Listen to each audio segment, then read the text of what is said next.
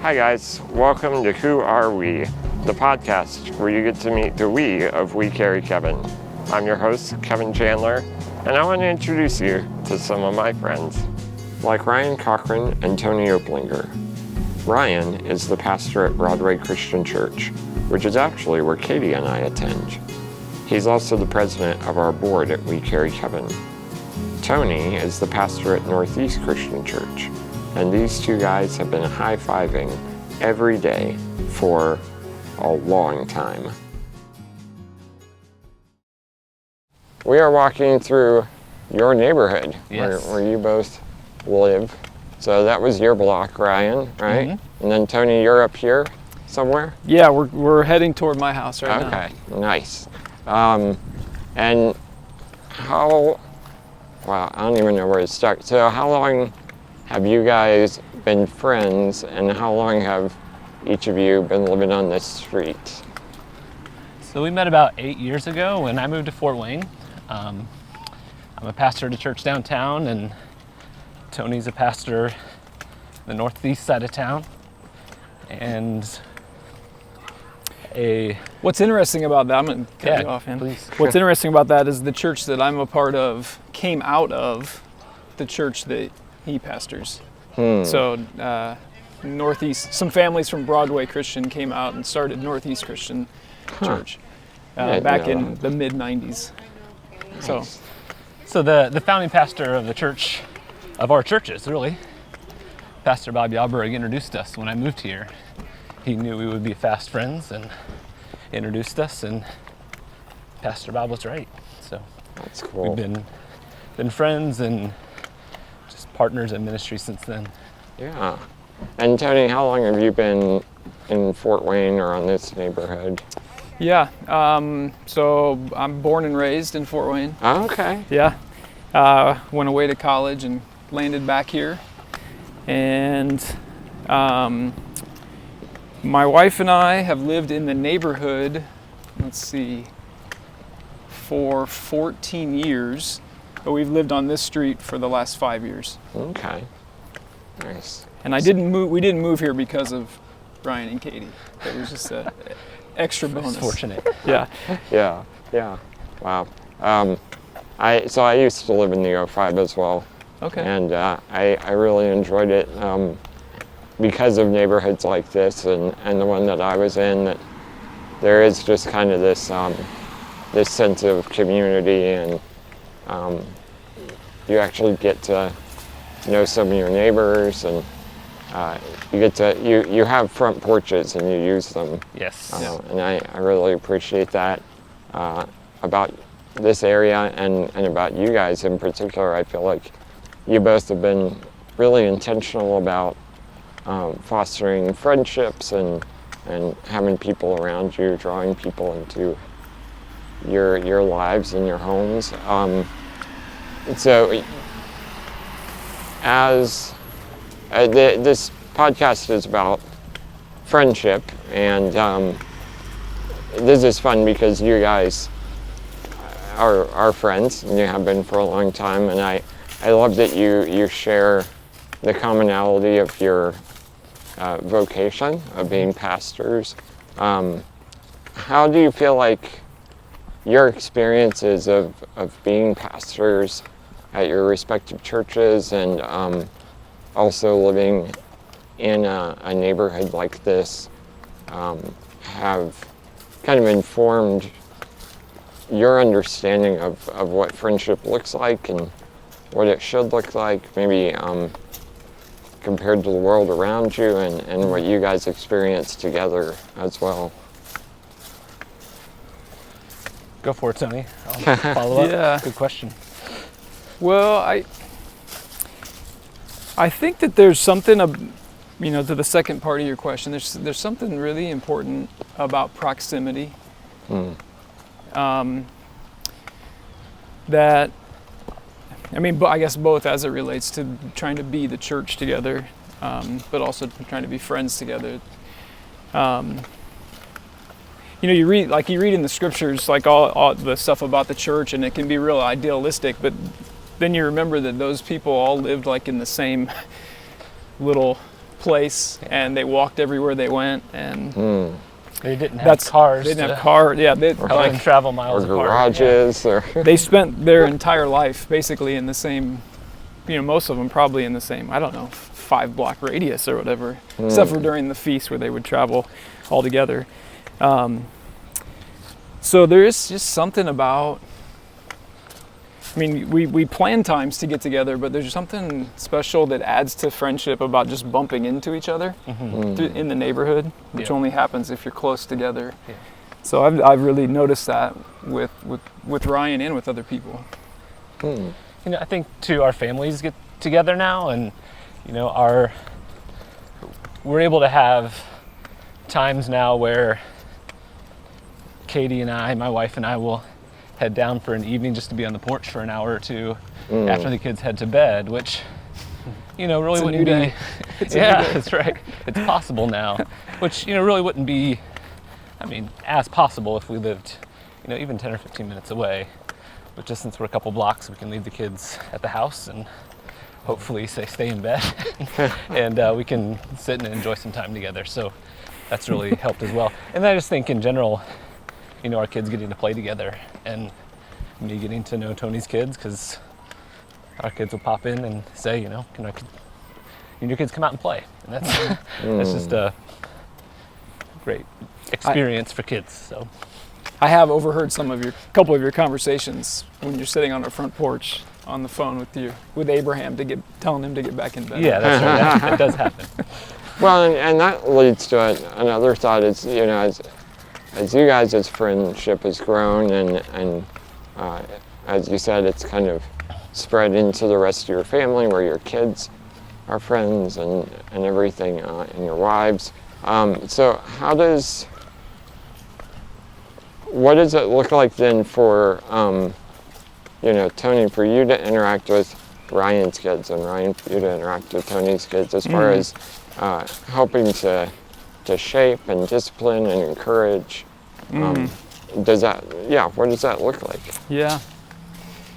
Man, you're good at asking questions, man. I think I'm just on a roll. It's you are on a roll, man. So we'll probably get into this. You all right? Yep.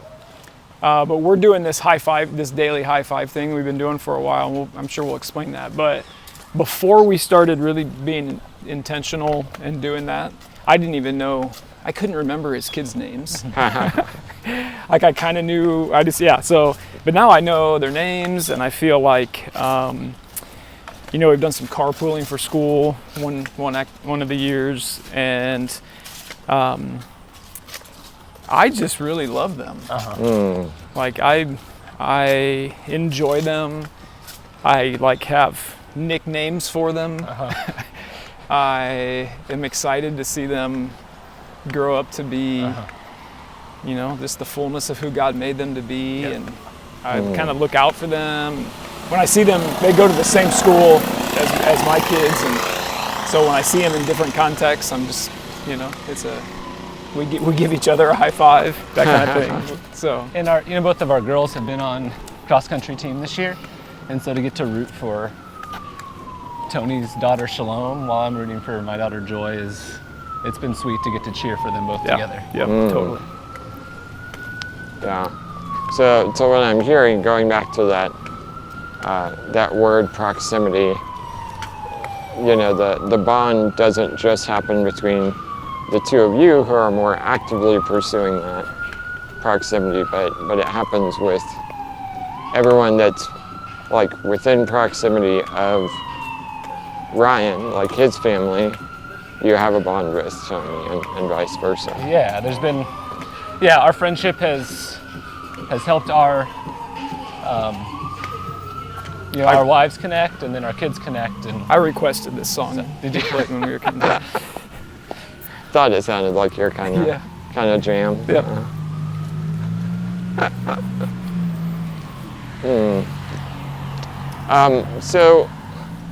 So you mentioned your high five adventure, I'm going to call it, experience.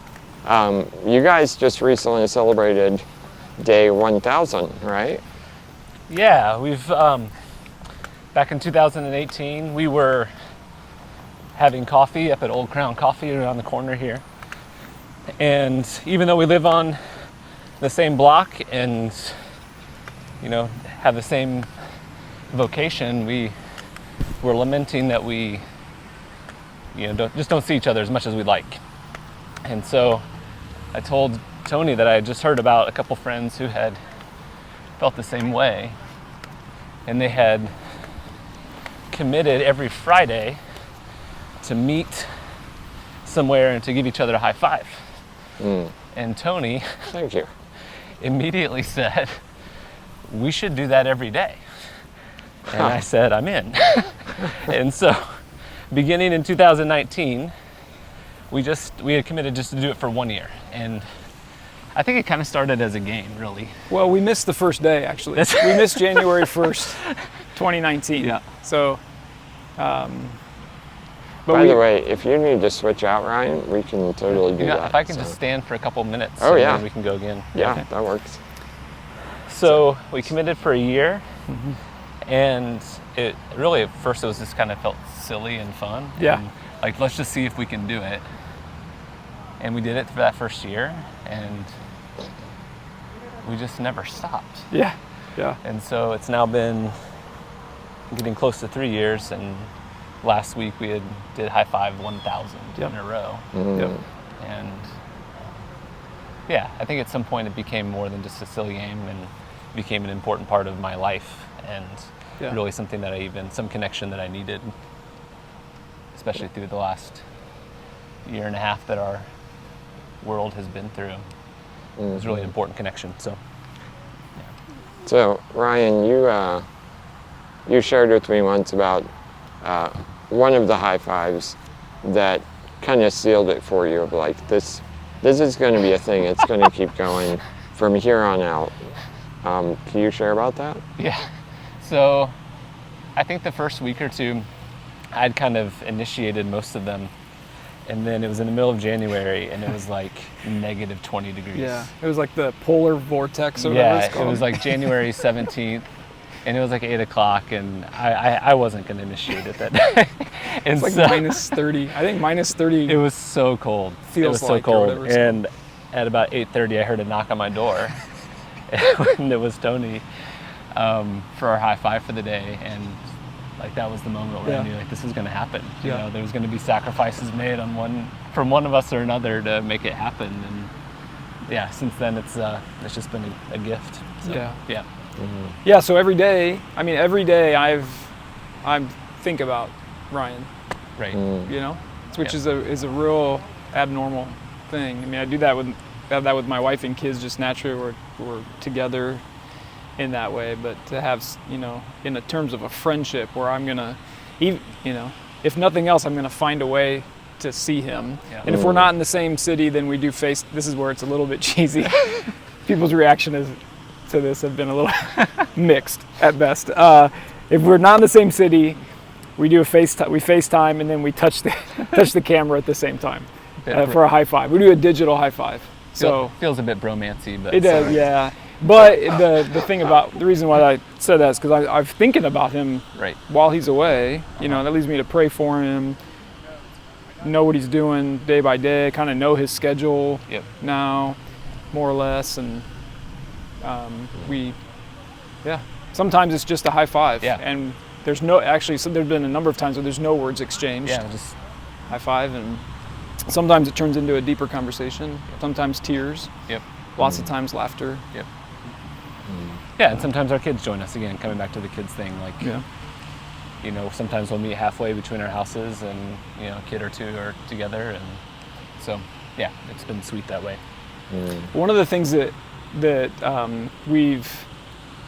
we learned sometime in the first year is that we have a lot in common. It goes way beyond being pastors and all the other even socioeconomic things, but in terms of our background, personality types.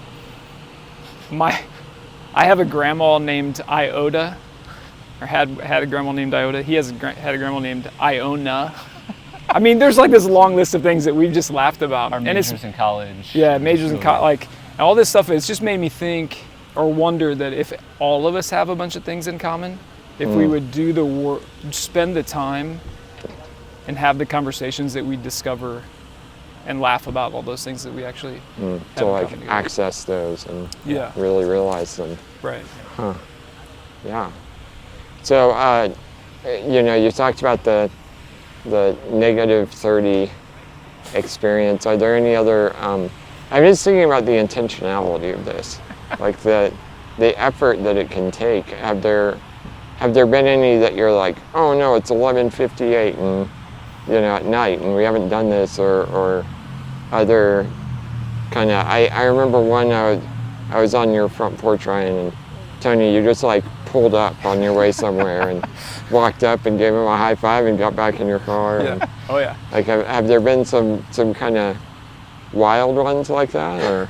There's been a couple evening ones where it hasn't happened and we're like texting the other wife. Yeah, like, oh yeah. Where's your husband? I've texted Katie a number of times, like, I want to go to bed. It's usually he's in a meeting, Right. and that's the time when we're. Right. And then there's been one I was camping and my phone went dead and I actually needed.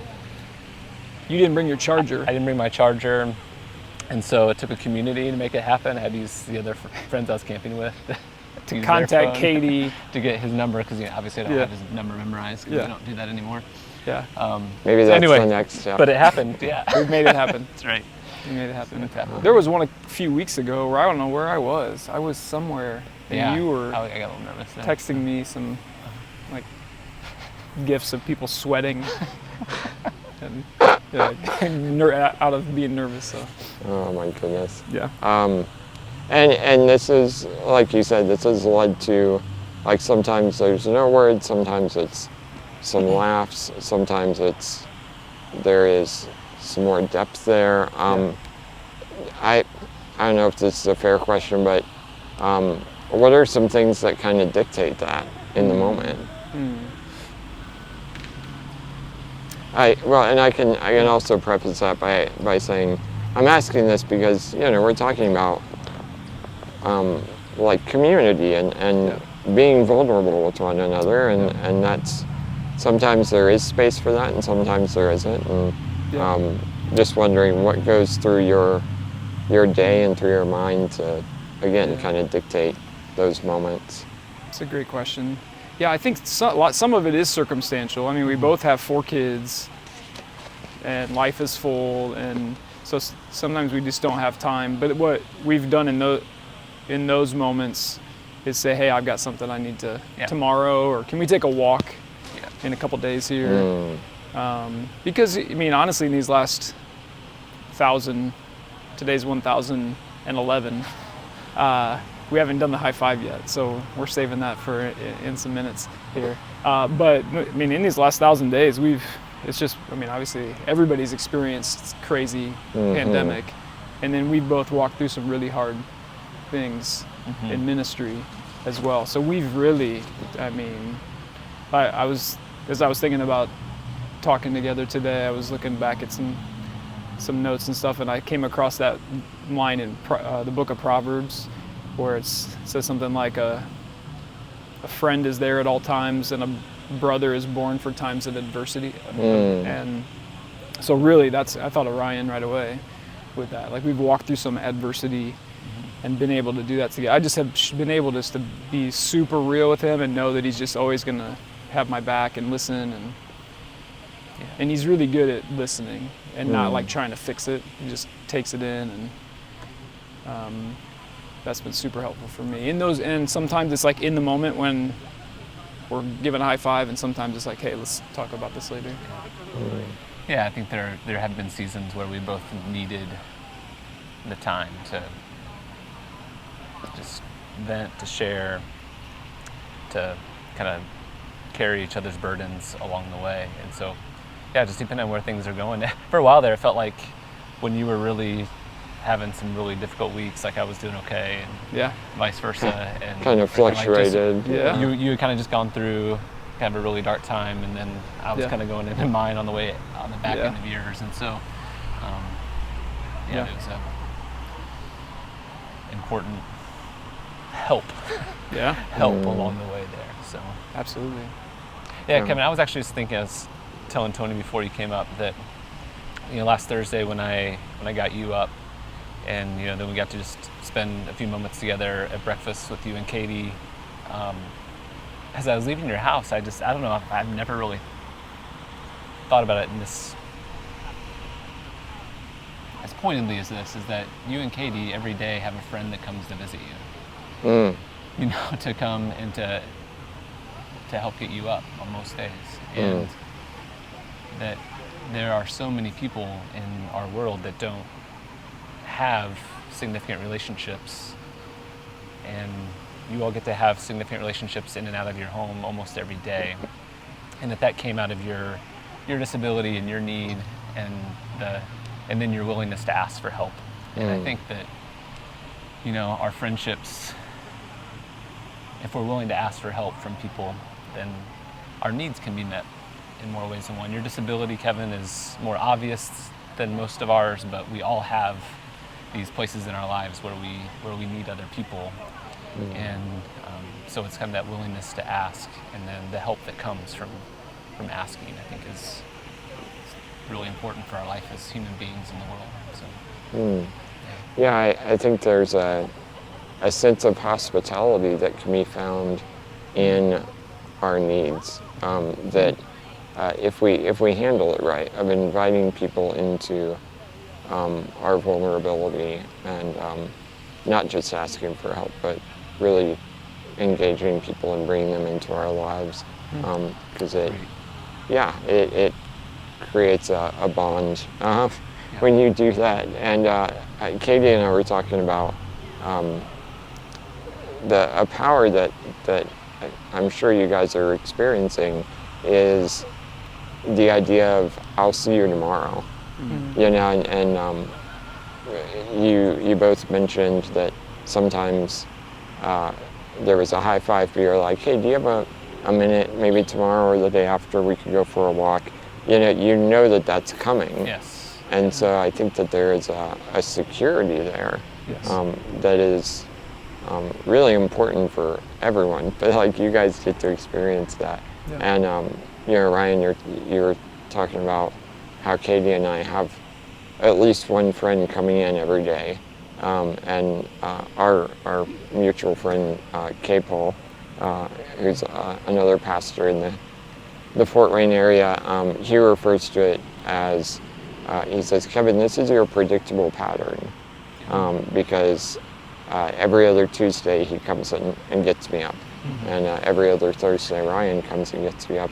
And so whether we see each other any other time, whether I get to text him and say, "How'd the sermon go this week?" or how's life, how's your family and everything, even if I don't get to do that, I know this coming Tuesday I'm going to see K. Paul. This coming Thursday, Ryan's going to be at the house. It's a big deal. Yeah, there's been so many times, with We Carry Kevan, where someone will be like, "Hey, can you ask Ryan about this thing?" I'm like, "Yeah, he's actually going to be over tomorrow," or just dealing with life, and like, I want to talk through this with Ryan, or I wonder how he's doing. And again, I could text him, but I also know, even if I don't have time for that, or if I miss that opportunity, well, I will see him coming up. And I know I'm not directly a part of it, but I'm so thankful that you have that with one another, because I think it pours out into the people around you, because since you have that security and that support in one another of, "I will see you tomorrow," like I'm going to be a constant for you, a constant support, a constant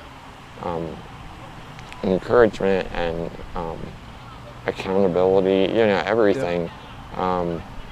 Then that security pours out into loving others. And so I get to benefit in that way, by being awesome. friends with you guys and seeing that in my own life. So thank you for that. Well, that's what we say to each other almost every time now. Is after the high five, and we're parting ways, we say, see you tomorrow. It's kind That's of become awesome. we've joked about, we're both high achievers, so way early on, we said we're not doing this for any purpose, and then pretty soon it turned out we could write a book. I don't know if we'll ever do that, but if we do, the name of it will be See You Tomorrow. Yeah. So, Well, and like your families get to hear that, Yeah. and your neighbors get to hear that and see it. I think there's a testimony in there as well. The neighborhood knows about it, yeah. 'Cause Yeah, they see Abraham- us walking halfway and... He expects his high five. Right. So. I don't know if this is appropriate or not, but about a year and a half into it, my next door neighbor and I were having a conversation, and he thought I was dealing drugs because this guy kept pulling up into my driveway and touch hands, and then he'd drive back out. So I corrected that. Well, that happens too. Yeah, it does happen. Yeah, That's, or that for 1,000 misunderstanding. straight days. Yeah. Oh man. Yeah. Well, yeah. Thank you guys for doing this. This is Thanks for awesome. asking. Do you guys want to head back, or do you want to high five here and then make our way back? We can keep talking. High but- five, I don't know. I don't know either. There you go. Yes. 1011. 1011.